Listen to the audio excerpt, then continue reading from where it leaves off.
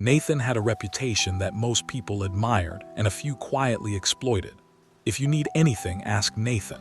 It was said in the marketplace, whispered in homes, joked about in the workshop. At first, it made him proud. He was strong, dependable, kind. In a world that often felt cold, he wanted to be the warmth. But warmth, when given endlessly, can burn itself out. Nathan's day started before sunrise. He carried sacks for the baker who just needed a quick favor.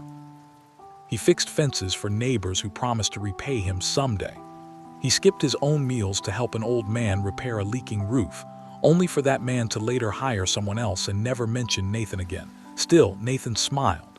Helping others is what gives life meaning, he would say. His mother once warned him, her voice soft but firm.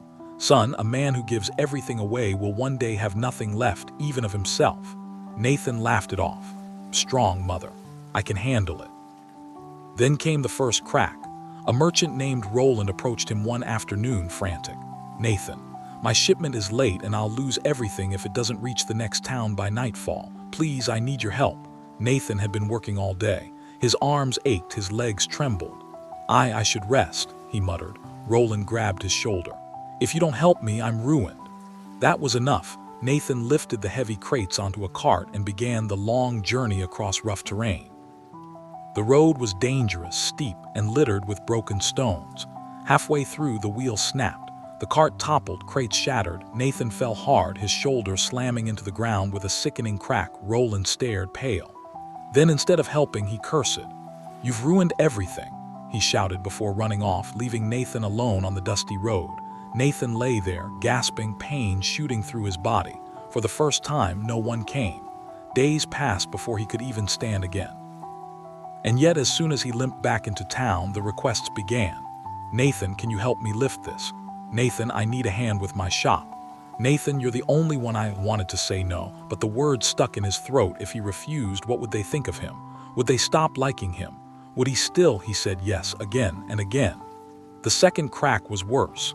A storm rolled in one evening, violent and relentless.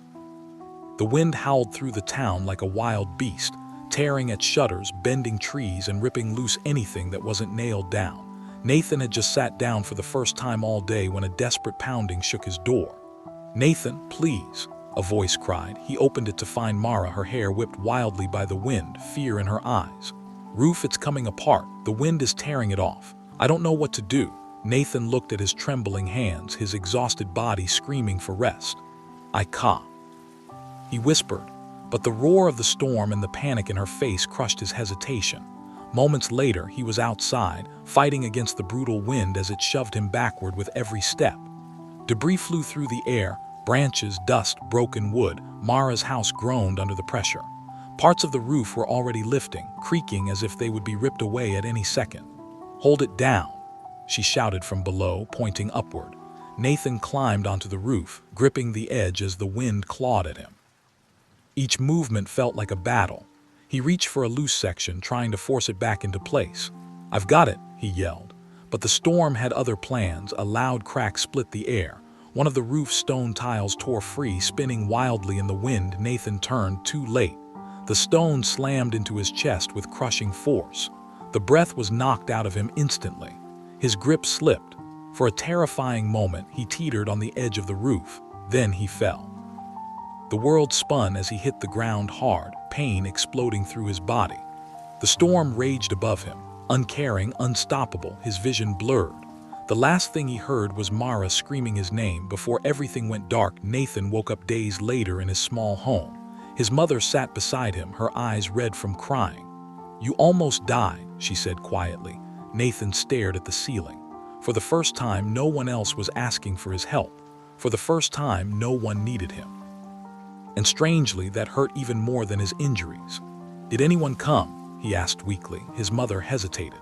No. When he finally recovered enough to walk, Nathan stepped outside. The town buzzed as usual.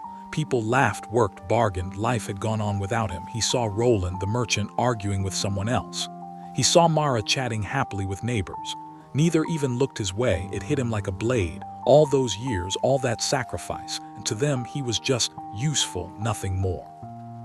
A man approached him then, carrying a heavy crate. Nathan, perfect timing. Can you? No, the word came out before he could stop it. The man blinked. What? Nathan swallowed hard. His heart pounded. I said no. Silence that followed felt louder than thunder. But you always help, the man insisted. Nathan shook his head slowly. I helped until I had nothing left. And when I fell, none of you were there. Nearby began to listen. Nathan's voice grew stronger. Helping isn't wrong, but giving everything away is. Looked around at the faces, some confused, some annoyed, some guilty. I forgot to live my own life. I forgot to protect myself, and I almost paid for it with my life. Turned away. This time I choose differently. Wasn't easy. People complained. Some called him selfish. Others stopped talking to him altogether, but something unexpected happened. Nathan began to heal not just his body, but his spirit. He worked for himself, ate properly, rested. And when he chose to help someone, it was because he truly could, not because he felt forced to. Weeks later, a young boy approached him, struggling to carry a small bundle of firewood. Nathan watched him for a moment. Then he smiled, walked over and helped, not out of guilt, not out of fear, but out of choice, moral. Helping others is noble, but not when it destroys you. If you give everything to everyone, you'll have nothing left for yourself. Learn to say no, or life will say it for you in ways far more painful. If this story made you think twice about always saying yes, take a moment to reflect. Where in your life do you need to set a boundary? Have you ever felt like Nathan? Share your experience in the comments. If this story spoke to you, don't forget to like. It helps more people see it. And subscribe for more powerful stories that challenge the way you think and live. Your next lesson might be the one that changes everything.